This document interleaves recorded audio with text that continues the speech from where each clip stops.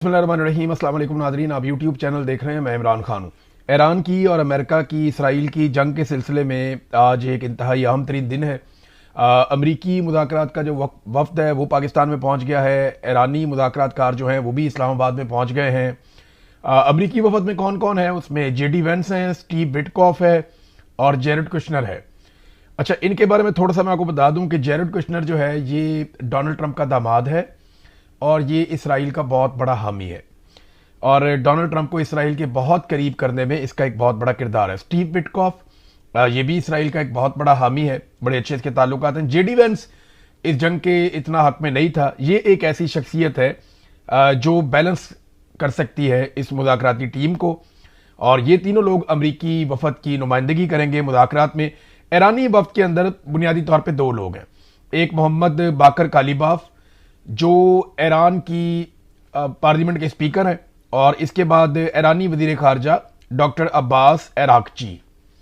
ये वहां से दो लोग हैं। एक तरफ तीन लोग हैं, एक तरफ दो लोग हैं। ये लोग मुज़ाकरात करेंगे। पाकिस्तान जो है वो इसमें सहूलतकार का किरदार अदा कर रहा है और पाकिस्तान की सरजमीन पे इस्लामाबाद में ये मुज़ाकरात हो रहे हैं। इन दोनों के पाकिस्तान आने पर रद्द-ए-अमल कैसा था हमारी जानिब से? तो देखें, पाकिस्तान के मीडिया ने तो बड़ी गेम उठाई। ज़्यादा बात वो अमेरिकन की कर रहे थे। उसकी वजह यह है कि अमरीकी नायब सदर है तो एक गर्मजोशी पाकिस्तान की तरफ से होती है हमेशा। हमें लगता है वो दुनिया का सबसे क्योंकि ताकतवर मुल्क है, उनके पास पैसा वैसा बहुत है। हमारी पॉलिसी भी वहाँ से अक्सर बन के आती है, लिहाजा बड़ी ज़बरदस्त शानदार कवरेज और शानदार तबसरे जो है वो अमरीकी जो वफद है उसके हवाले से हो रहे थे। लेकिन जैसे ही ईरानी वफद पाकिस्तान पहुंचा तो पाकिस्तानी अवाम की जानिब से सोशल मीडिया पे जिस तरह का इस्तकबाल और जिस तरह की बातचीत ईरानी वफद के हवाले से हुई, अमेरिकन को उनका 10% भी नहीं मिला। यानी पाकिस्तानियों की जानिब से सबसे ज़्यादा जो इस्तकबाल किया गया और जो खुशामदीद कहा गया वो ईरानी वफद को कहा गया। वैसे भी वो जंग को जीत कर आ रहे हैं, उनके पास ये तासुर है कि वो जंग को जीते हुए हैं, और ये तासुर मैं अपनी ज़ाती पसंद या नापसंद पे नहीं कह रहा। ये अमेरिकन जो लोग तबसरा कर रहे हैं उनका भी ये कहना है कि ईरान जो है वो अमेरिका से ज़्यादा बेहतर परफॉर्म कर गया है इस लड़ाई में। इसराइल और अमेरिका का उसने बहुत नुकसान किया है और कमज़ोर होने के बावजूद, एक गरीब मुल्क होने के बावजूद, वसाइल की कमी के बावजूद ईरान ने जिस किस्म की लड़ाई लड़ी है वो तारीख में एक मिसाल के तौर पर याद रखी जाएगी। अब दोनों ममालिक ने ज़बरदस्त किस्म की जंग लड़ी है, मगर दोनों की जानिब से कोई भी फौजी नहीं आया। दोनों जानिब से सियासी लोग आए हैं, फौजी नहीं आया दोनों तरफ से, क्योंकि दोनों ये जानते हैं कि फौज का काम सिर्फ और सिर्फ लड़ाई करना है, हुक्म की तामील करना है। मुज़ाकरात और पॉलिसी बनाने जैसे जो अहम मामलात हैं वो फौजियों को नहीं दिए जा सकते क्योंकि वो ख़राब हो जाते हैं। तो दोनों तरफ से कोई फौजी नहीं आया, और दोनों में से दबाव किस पर ज़्यादा है ये बहुत इंपॉर्टेंट है, और ये साबित कर रहे हैं दोनों के बयानात। पहले आप बयानात देखें। मुझे ऐसा लगता है कि अमेरिका बहुत दबाव में है। अमेरिका की जो क़यादत है वो बड़ी फ्रस्ट्रेशन में भी है, बड़े दबाव में भी है। उसकी वजह मैं आपको बताता हूं। देखिए, बिल्कुल साफ है, यहां उनके बयानात हैं, आपको यहां से साबित हो जाएगा। पहले आप डोनाल्ड ट्रंप को देख लें। मुज़ाकरात कामयाब ना हुए तो पहले से ज्यादा शिद्दत के साथ फौजी कार्रवाइयां शुरू कर देंगे, डोनाल्ड ट्रंप ने धमकी लगाई है, और ज्यादा शिद्दत के साथ हम कार्रवाई करेंगे। अमरीकी जरीदे न्यूयॉर्क पोस्ट से टेलीफोनिक बात की है डोनाल्ड ट्रंप ने, और उन्होंने कहा कि जल्द पता चल जाएगा कि अगले 24 घंटों में ही हमें यह समझ आ जाएगी कि मुज़ाकरात कामयाब होते हैं या नहीं होते। अगर नहीं होते तो फिर हम बड़ी शदीद कार्रवाइयां करेंगे। साथ उन्होंने एक सोशल मीडिया पे पैगाम भी लिखा कि दुनिया का सबसे ताकतवर रीसेट। इस हवाले से अमरीकी मीडिया ने कहा कि सदर ट्रंप के जुमले ईरान से मुज़ाकरात के हवाले से हैं। डोनाल्ड ट्रंप ने एक ट्वीट भी किया। उन्होंने कहा, the Iranians don't seem to realise they have no cards. ईरानियों को इस बात का अंदाजा नहीं है कि उनके पास कोई ऑप्शन नहीं है other than a short term extortion of the world by using international waterways. कि जनाब वो बैनुल अक़वामी पानियों को इस्तेमाल करके एक्सटॉर्शन या एक इलीगल किस्म का मनी तो ले सकते हैं, पैसा तो इकट्ठा कर सकते हैं, लेकिन ईरान के पास कोई चॉइस नहीं है, कोई कार्ड्स नहीं है। ये डोनाल्ड ट्रंप ने दावा किया, और ईरानी इसको नहीं जानते, ये भी उसने कहा। फिर डोनाल्ड ट्रंप ने कहा, the only reason they are alive today is to negotiate. आज उनके जिंदा होने की वाहिद रीजन जो है वो मुज़ाकरात है। यानी आज वो इसलिए जिंदा है कि वो मुज़ाकरात कर रहे हैं। ये बड़ी धमकी हमें इस ट्वीट है। देखिए, यहां से पता चलता है डोनाल्ड ट्रंप पे कितना दबाव है, अमेरिका के अंदर, अमेरिका के बाहर, हर तरफ। اور سی این این نے یہ رپورٹ کیا ہے مبینہ طور پہ کہ وہاں ڈونلڈ ٹرمپ اور نیتن یاہو کے بیچ میں بھی بڑی سختی چل رہی ہے. نیتن یاہو لگاتار لبنان کے اوپر اٹیک کر رہا ہے اور ڈونلڈ ٹرمپ کی جانب سے اس میں مداخلت کی گئی ہے کہ یہ اٹیک بند کر کے وہاں پہ مذاکرات کیے جائیں. اور اب پتہ چل رہا ہے کہ وہاں پہ بھی دو وفود جن میں اسرائیل اور لبنان کی قیادت موجود ہے وہ امریکہ کے اندر مذاکرات کے لیے جا سکتے ہیں. سٹیو وٹکوف کی طرف سے کوئی سٹیٹمنٹ نہیں ہے ابھی ہمارے پاس, یہ امپورٹنٹ آدمی ہے اس ریجن کا, لیکن جے ڈی وینس کا ایک سٹیٹمنٹ ہے اگر ایران نے سنجیدگی کا مظاہرہ نہ کیا, چالاکی کی کوشش کی, تو امریکی مذاکراتی ٹیم مثبت رد عمل نہیں دے گی. پھر انہوں نے کہا کہ امریکی صدر ٹرمپ کی گائیڈ لائن کے مطابق مذاکرات میں حصہ لینے جا رہا ہوں, یقین ہے کہ ایران کے ساتھ مذاکرات مثبت رہیں گے. اگر ایرانی قیادت نیک نیتی کے ساتھ بات چیت پر آمادہ ہوئی تو امریکہ بھی کھلے دل کے ساتھ آگے بڑھے گا. اب دیکھیں یہاں پہ نا اف اینڈ بٹس ہیں, یہاں پہ کنفیوژن ہے. ایران کی جانب سے کنفیوژن نہیں ہے, وہ بڑا کلیئرٹی کے ساتھ آ رہے ہیں. یہ آپ اگر کالیباف کا سٹیٹمنٹ دیکھیں, یہ انہوں نے خود ٹویٹ کر کے بتایا. جو مذاکرات کی کمیٹی ایران کی جانب سے آئی ہے 2 رکنی, اس میں جو سربراہ ہیں وہ محمد باقر کالیباف ہیں. انہوں نے کہا کہ 2 ایسے اقدامات ہیں جو ہونے چاہیے تھے اور یہ جنگ بندی کے مذاکرات سے پہلے ہونے چاہیے تھے, اور یہ شرائط تھیں. مذاکرات سے قبل جنگ بندی کی 2 شرائط پر عمل درآمد ضروری ہے, یعنی مذاکرات سے پہلے ان پہ عمل درآمد ہونا چاہیے. نمبر 1, لبنان میں جنگ بندی, کہ لبنان کے اوپر بالکل اسرائیل کا اٹیک ختم ہو جائے. اگر مذاکرات کرنے ہیں تو اس سے پہلے یہ حملہ بند ہونا چاہیے. نمبر 2, انہوں نے کہا منجمد ایرانی اثاثوں کی بحالی. دیکھیں اقوام متحدہ کے ذریعے سے ایران کے اوپر کچھ پابندیاں لگائی گئی تھی, اور ان پابندیوں کے ذریعے سے ایران کے جہاں جہاں پہ اثاثے تھے یا پیسہ پڑا ہوا تھا اس پیسے کو ہولڈ کر دیا گیا تھا, فریز کر دیا گیا تھا یا منجمد کر دیا گیا تھا. یہ پیسہ کتنا ہے اس کے بارے میں میرے پاس ایک رپورٹ ہے. یہ رپورٹ میں آپ کو بتاؤں تو آپ حیران ہو جائیں گے کہ اس پیسے کی اماؤنٹ کتنی بڑی ہے. یہ ویکیپیڈیا کے مطابق اور ڈیفرنٹ یہاں پہ عالمی خبر رساں ادارے ہیں, ان کی رپورٹوں کے مطابق یہ پیسہ $100 ارب سے لے کر $120 ارب تک بنتا ہے. بہت بڑی اماؤنٹ ہے, بڑی ہیوج اماؤنٹ ہے, کسی بھی ملک کی قسمت بدل سکتی ہے. تو ایران کا اتنا پیسہ ملکوں کے اندر ہولڈ پڑا ہوا ہے, اور اس میں بے شمار پیسہ جو ہے وہ ڈالر پڑے ہوئے ہیں. ایران یہ پیسہ حاصل کر سکتا ہے اگر یہ اثاثے ڈی فریز ہو جائے تو, اور یہ بڑا آسانی سے ہو سکتا ہے, اقوام متحدہ کے ذریعے سے کیا جا سکتا ہے, صرف بیٹھنا اور اس پہ بات کرنی ہے. تو اب اس میں یہ پیسہ کہاں کہاں پڑا ہوا ہے, اس میں دیکھیں سب سے پہلے تو اس میں $2 ارب امریکہ میں پڑا ہوا ہے. پھر اس کے علاوہ جو پیسہ ہے وہ جنوری 2021 کی رپورٹ کے مطابق $7 ارب ساؤتھ کوریا میں ہے, $6 ارب عراق میں ہے, $20 ارب چائنا میں ہے, $1.5 ارب جاپان میں ہے, $1.6 ارب لگزمبرگ میں ہے. اسی طرح پوری دنیا میں ایران کا پیسہ پڑا ہوا ہے. تو اقوام متحدہ کی پابندی کے بعد اس پیسے کو فریز کر دیا گیا تھا. اب وہ پیسہ ایران چاہتا ہے کہ ریلیز کیا جائے, کیونکہ جنگ بندی کی شرائط میں سے ایک شرط یہ بھی تھی, اور مذاکرات سے پہلے ریلیز کیا جائے. تو یہ بہت بڑا ریلیف ہے اگر ایران کو مل جاتا ہے. تو میں نے آپ کو بتا دیا کہ یہ پیسہ کتنا ہے. تو ایرانی جو قیادت ہے وہ بڑی کلیئرٹی کے ساتھ ہے. یہ ایسا لگتا ہے کہ ان پہ وہ دباؤ نہیں ہے جو دباؤ امریکہ کے اوپر ہے. ایرانی وفد جس طیارے میں تھا نا, وہاں کچھ بڑے بہت ہی جذباتی مناظر تھے. یہ ایک تصویر آپ دیکھیں, یہ محمد کالیباف نے اپنے ٹویٹر سے اس کو شیئر کیا, اور انہوں نے اس میں لکھا مائی کمپینینز آن دس فلائٹ.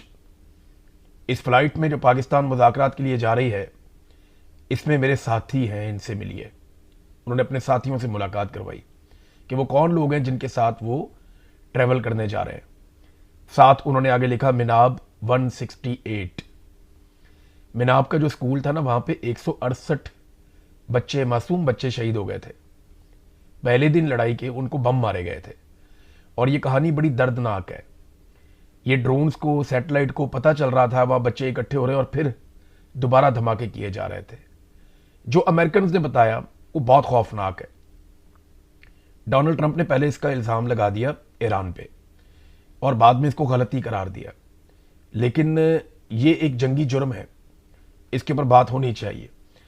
تو یہاں پہ یہ جو ٹریول کیا انہوں نے, یہ تصویریں ہیں ان بچوں کی جو مناب سکول کے اندر شہید ہو گئے. ان کے بستے جلے ہوئے, پھٹے ہوئے, ان کی کتابیں ہیں، ان کے پھول ہیں ساتھ پڑے ہوئے، ان کو ایک ایک پھول بھی ان کے آگے رکھا ہوا ہے بچوں کے. یہ بچے شہید ہو گئے ہیں، بڑے پیارے بچے ہیں چھوٹے چھوٹے. یہ تصویر بڑی تکلیف دہ ہے. ایک چھوٹی سی ویڈیو ہے جس میں ان کا چہرہ دکھائی دے رہا ہے کالی باف کا، اور ایسا لگتا ہے کہ ان کی آنکھوں میں بڑا درد ہے، بڑی تکلیف ہے. ہمارے جب پاکستان میں یہ انسیڈنٹ ہوا تھا نا اے پی ایس کا، تو ہم پوری قوم ہل گئے تھے، ہمیں بڑی تکلیف ہوئی تھی، اور ہم سب کو لگتا تھا کہ پتہ نہیں اب ہم کیا کر دیں گے. تو ایران میں یہ ویسا انسیڈنٹ ہے تو ہمیں سمجھنا چاہیے، یا ہم بہتر سمجھ سکتے ہیں کہ اس کی تکلیف کتنی ہوتی ہے. بچے اسکول گئے پڑھنے کے لیے، یہ 12 سال تک کی عمر کے بچے تھے، 7 سے 12 سال. تو وہ تکلیف ان کے چہرے پہ کالی باف کے نظر آ رہی تھی. اور ان بچوں کے ساتھ اگر وہ آئے ہیں تو وہ اپنا حق چھوڑ کے جانے والے تو نہیں ہیں، جو مجھے لگتا ہے.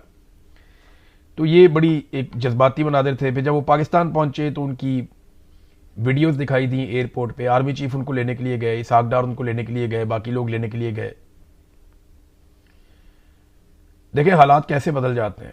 کل تک اسی ایران کے صحافیوں کو منع کیا جا رہا تھا کہ ان کو میڈیا پہ نہ لیا جائے، اور ایران کے خلاف پاکستانی صحافیوں کو خبریں فیڈ کی جا رہی تھی کہ آپ یہ خبریں دیں. تھوڑے دن پہلے تک یہی آرمی چیف جب سعودی عرب میں جا کے وہاں کے وزیر دفاع سے ملے تو یہ خبریں باقاعدہ میڈیا پر چلوائی گئیں جان بوجھ کر ٹاؤٹوں کے ذریعے سے کہ آرمی چیف کامبیٹ یونیفارم پہن کر گئے ہیں، جو جنگ میں اترنے کا اعلان یا اشارہ ہے کہ پاکستان پوری طاقت سے یہاں پہ کھڑا ہو جائے گا، اور کامبیٹ یونیفارم کے اندر گئے ہیں، یہ ایک بہت بڑا اشارہ ہے، یہ ایک بہت بڑی علامت ہے. اس قسم کی باتیں کی گئی تھی. آج اسی ایرانی وفد کو جو ہے وہ استقبال کرنے کے لیے آرمی چیف گئے. دیکھیں سیاست دانوں کی پالیسی ہمیشہ بہت بہتر ہوتی ہے. یہ عمران خان کی پالیسی تھی. 2019 میں عمران خان نے پوری قوم کو سمجھایا اور پوری دنیا کو سمجھایا کہ لڑائی میں مسئلے کا حل نہیں ہے، بیٹھ کر بات کرتے ہیں. عمران خان نے ثالثی بھی کروائی سعودی عرب اور ایران کے حوالے سے، آپ کو یاد ہوگا. تب سب لوگ مذاق اڑا رہے تھے. آج جو سیاستدان ہیں وہ بھی یہی کر رہے ہیں. تو جب سیاستدان کوئی فیصلہ کرتا ہے یا سیاستدان کسی معاملے کو دیکھتا ہے نا تو بڑا شاندار حل سیاستدان نکالتے ہیں. اسی لیے ایران نے اور امریکہ نے سیاستدانوں کو بھیجا ہے، جرنیلوں کو نہیں بھیجا. جرنیلوں کو انہوں نے میدان جنگ میں بھیجا ہے، لیکن ہمارے یہاں پہ جب جرنیل فیصلہ کرتے ہیں تو غلط فیصلہ کر دیتے ہیں. میرے خیال میں پاکستانیوں کو اس سے سیکھنا چاہیے، اور افغانستان کے ساتھ ہمارے جو تنازعات ہیں یا جو انڈیا کے ساتھ ہمارے تنازعات ہیں وہ سیاستدان بیٹھ کر حل کریں، جرنیلوں کو اس میں سے باہر نکالیں. یہ حساس معاملات ہیں، وہ ان کی نزاکت کو نہیں سمجھتے. تو سیاستدان ان معاملات کو دیکھیں، اچھے طریقے سے دیکھیں. جہاں مشورہ کرنا ہے کسی انسٹیٹیوشن سے کہ ہماری طاقت کتنی ہے، ہم کتنا کر سکتے ہیں، کتنا نہیں کر سکتے، وہ ضرور کریں، لیکن انوالومنٹ اتنی رکھیں جتنی ان کی آئین کے مطابق ہے. تو آپ دیکھیے گا انڈیا کے ساتھ یا چائنا کے ساتھ یا افغانستان کے ساتھ ہمارے معاملات اچھے ہونا شروع ہو جائیں گے، ہمیں اس کا فائدہ ہوگا جیسا کہ باقی ممالک کرتے ہیں. تو یہ اس میں بہت سارا کچھ ہے سیکھنے کے لیے، ہمیں یہ سیکھنا چاہیے. لڑائی میں ہمارے فوجی آفیسر بہت اچھے ہوتے ہیں اور وہ ہم اپریشیٹ کرتے ہیں. اپنے کام میں وہ لوگ ماہر ہیں، وہ اپنا کام اچھا کر لیتے ہیں، اچھی بات ہے، وہ کام کرنا بھی چاہیے انہیں. اسی کی انہیں تنخواہ ملتی ہے، اسی کے لیے ان کو عزت ملتی ہے. یہ دوسرے کام جو ہے نا اس میں ان کو زحمت نہ دی جائے تو زیادہ اچھی بات ہے. اب آ جائے ناظرین ایک اور خبر کی طرف، خواجہ آصف صاحب کا ٹویٹ ڈیلیٹ ہو جانا. دیکھیں اس پہ نا خواجہ آصف صاحب پہ بہت تنقید ہو رہی ہے، بہت زیادہ ان کے اوپر تنقید ہوئی ہے پاکستان کے سوشل میڈیا میں، اور یہ کہا جا رہا ہے کہ خواجہ آصف کو ٹویٹ کرنا نہیں چاہیے تھا، اگر انہوں نے کیا تو پھر انہیں ڈیلیٹ نہیں کرنا چاہیے تھا، اس سے بہت شرمندگی ہوتی ہے. خواجہ آصف نے یہ ٹویٹ کیوں کیا؟ دیکھیں آج مذاکرات کے لیے سارے مذاکرات کار پاکستان پہنچ رہے ہیں، امریکنز بھی آ رہے ہیں، ایرانی بھی آ رہے ہیں، اور پاکستان جو ہے وہ بیچ میں ایک ایسا کردار ادا کر رہا ہے کہ ہم پلیٹ فارم دے رہے ہیں کہ یہاں پہ بیٹھ کے آپ لوگ مذاکرات کر لیں، ہم سہولت دے رہے ہیں. یہی پاکستان کا رول ہونا چاہیے تھا. خواجہ آصف صاحب کو اپنے ملک کی پالیسی کا پتہ ہونا چاہیے، انہیں پتہ ہونا چاہیے کہ ان کی فوج کیا سوچ رہی ہے، ان کا وزیر اعظم کیا سوچ رہا ہے، کیونکہ وہ ایک ہائیبرڈ نظام چلا رہے ہیں نا پاکستان میں. تو ان کو آئیڈیا ہونا چاہیے کہ نظام کے دماغ میں کیا چل رہا ہے، وہ اس کا حصہ ہے. تو اس حساب سے وہ ٹویٹ کریں، جتنی چادر ہے اتنے پاؤں پھیلائیں، اپنی اوقات دیکھ کے اس کے مطابق بات کریں. خواجہ آصف صاحب نے لمبی چھلانگ ماری اور پھر جس طرح ان کی ٹویٹ ڈیلیٹ کروائی گئی، یہ بڑا افسوسناک ہے، بہت تکلیف دہ. پی ایم ایل این دیکھیں وہ یہ دعویٰ کرتے ہیں کہ یہ ڈیلیٹ کر دی ایکس نے خود ہی، لیکن بہت سارے لوگ ثبوت لا کر دکھا رہے ہیں کہ نہیں جی انہوں نے ڈیلیٹ خود خواجہ آصف صاحب نے خود کی ہے. اور کچھ لوگ تو بہت عجیب عجیب دعوے کر رہے ہیں. ایک جرنلسٹ نے انہوں نے مجھے فون کیا, انہوں نے کہا عمران بھائی معاملہ یہ نہیں ہے کہ ٹویٹ ڈیلیٹ ہوئی ہے, جس طریقے سے ڈیلیٹ کروائی گئی ہے اتنے عمر رسیدہ سیاستدان سے اس طریقے سے یہ کام کروانا یہ نامناسب ہے, یہ نہیں ہونا چاہیے تھا. جو باتیں انہوں نے مجھے بتائی مجھے ان کی بہت تکلیف ہے. میں نہیں چاہتا کہ کسی نے جو مجھے باتیں بتائی ہیں وہ بڑی تکلیف دہ باتیں ہیں. خواجہ آصف سے آپ کے لاکھ اختلافات ہو سکتے ہیں لیکن اس طرح بات کرنی نہیں چاہیے. جس نے مجھے بتائی ہے وہ بات مجھے سن کے اچھا نہیں لگا. اب مجھے نہیں پتا کہ وہ حقیقت کس لیول تک ہے, لیکن ان کا دعویٰ یہ تھا کہ میں الفن کہتا ہوں کہ یہ معاملہ ایسے ہوا. بہرحال خواجہ صاحب کو ٹویٹ نہیں کرنا چاہیے تھا, انہیں پتا ہونا چاہیے تھا کہ ان کی گورنمنٹ کیا سوچ رہی ہے, کیا کرنا چاہ رہی ہے اور کتنا کرنا چاہ رہی ہے. اس سے آگے نہیں جانا چاہیے تھا. میری ایک اور خبر کی تصدیق ہوئی. جیسا کہ پہلے برطانیہ کے اور امریکہ کے معتبر ترین اداروں نے میری خبر کی تصدیق کی کہ جو شہباز شریف نے ٹویٹ کیا تھا کاپی پیسٹ وہ وائٹ ہاؤس سے آیا تھا اور اس کی اپروول بھی وائٹ ہاؤس سے آئی تھی. اس کی تصدیق ہو گئی. ایک اور خبر کی تصدیق ہو گئی. میں نے آپ کو کہا تھا نا کہ پاکستانی میڈیا کو منع کیا گیا ہے کہ ایرانی صحافیوں کو آپ نے اپنے پروگرامز میں نہیں لینا, گریز کرنا ہے. تو اس پہ اب ایک ایرانی صحافی ہیں, انہوں نے تصدیق کر دی. میری اس خبر کی بھی تصدیق ہو گئی. ایرانی صحافی جان حسین نے یہ انکشاف کر دیا کہ ایرانی صحافیوں کی پاکستانی میڈیا کے اوپر آلموسٹ پابندی ہے اور مجھے اپنے پروگرام میں کئی لوگ نہیں لے سکتے. جن لوگوں نے لیا ہوا تھا انہوں نے مجھے پروگرام میں کینسل بھی کر دیا. تو سیاست.pk نے ان کے ساتھ, وہاں پہ وقار صاحب ہیں, بڑے اچھے جرنلسٹ ہیں, انہوں نے ان کے ساتھ ایک انٹرویو کیا. اس میں انہوں نے دوبارہ سے یہی والی بات کی ہے. ناظرین, پاکستان نے جب پیٹرول کی قیمتیں بڑھائی تھی تو فوری طور پہ بڑھا دی تھی اور بہت زیادہ بڑھا دی تھی. لیکن اب جب پاکستان پیٹرول کی قیمتیں کم کرنے کا وقت آیا, عالمی منڈی میں نیچے چلی گئی ہیں نا, تو جب عالمی منڈی میں پیٹرول کی قیمتیں کافی نیچے چلی گئی ہیں تو پاکستان میں بھی فوراً کم ہونی چاہیے تھی. جیسے فوراً بڑھا دی تھی ویسے ہی فوراً کم بھی ہونی چاہیے. لیکن کم انتہائی سست رفتاری سے کر رہے ہیں تاکہ جتنا زیادہ مال لپیٹ سکتے ہیں پاکستانیوں سے, جتنی لوٹ مار کر سکتے ہیں وہ لوٹ مار کر لیں. وجہ پتہ کیا ہے؟ کیونکہ پاکستان میں نظام زندگی مفلوج ہے, پاکستان میں معیشت کا پہیہ نہیں چل رہا. تو ان کے دماغ میں یہ ہوتا ہے کہ خسارہ پورا کرنا ہے کہیں سے بھی کر لو. کیونکہ عمران خان صاحب کے دور حکومت میں جتنا خسارہ تھا آج اس سے دگنا خسارہ ہے. میں نے ڈیٹا آپ کے سامنے ایک دن پہلے رکھا تھا. تو اب ہوا یہ ہے کہ جنگ سے پہلے جو پیٹرول کی قیمت تھی وہ 258 تھی اور آج انہوں نے کم کرنے کی خوشخبری سنائی ہے تو آج بھی قیمت 366 ہے, یعنی اس سے تو بہت زیادہ ہے. بھئی اگر عالمی منڈی میں کم ہو گئی تو آپ بھی کم کر لیں. عمران خان کے دور میں جتنا مہنگا تھا وہ تو آج تک نہیں ہوا, تو آپ کو چاہیے عمران خان کے دور سے سستا کریں. بھئی اس سے سستا نہیں کرتے تو کم سے کم اتنا تو کریں جتنا پہلے تھا. پھر ڈیزل کی قیمت جو ہے وہ 280 تھی جنگ سے پہلے اور اب 385 ہے. تو یہ کون سا کم کیا ہے انہوں نے؟ اور اتنا جو عوام کو چونا لگایا ہے انہوں نے ایک مہینے میں, جو عوام کی جیبوں پہ ڈاکہ ڈالا, اس کا حساب کون دے گا؟ بہرحال یہ چیزیں ان پہ ہم بات کرتے رہیں گے. امپورٹنٹ یہ ہے کہ پاکستان میں مذاکرات ہو رہے ہیں, اگلے 24 گھنٹے بڑے اہم ہیں. ایران اپنی چیزیں سامنے رکھے گا, کیا چیزیں سامنے رکھے گا اس پہ ہم بعد میں بات کرتے ہیں. مذاکرات ساتھ چل رہے ہوں گے. دیکھیں میں آپ کو ایک بات کلیئر کر دوں, جتنی بھی خبر آئے گی وہ بیرونی ملک سے آئے گی. پاکستانی میڈیا کو یہ لوگ کوئی خبر دینے والے نہیں ہیں اور نہ پاکستان کی گورنمنٹ کوئی خبر دینے والی ہے, کیونکہ پاکستانی گورنمنٹ کو یہ سوٹ کرتا ہے کہ فی الحال وہ خبریں آئیں جو پاکستان کی گورنمنٹ کو پسند ہے یا ان کو اس میں مشہوری ملتی ہے. ایکچوئل جو خبریں آپ کو آئیں گی وہ آپ کو امریکن میڈیا سے اور ایرانی میڈیا سے آئیں گی, تو ہمیں اس کے اوپر نظر رکھنی پڑے گی. اور عرب میڈیا کے اوپر بھی مطالبات کے اندر کتنی فلیکسیبلٹی ہو سکتی ہے, کس کے کیا مطالبات ہیں, یہ ہم بات کرتے ہیں نیکسٹ ویلاگ میں اور انتظار کرتے ہیں کہ کوئی اچھی خبر آئے. اب تک کے لیے اتنی, اپنا خیال رکھیے گا, اپنے اس چینل کا بھی. اللہ حافظ.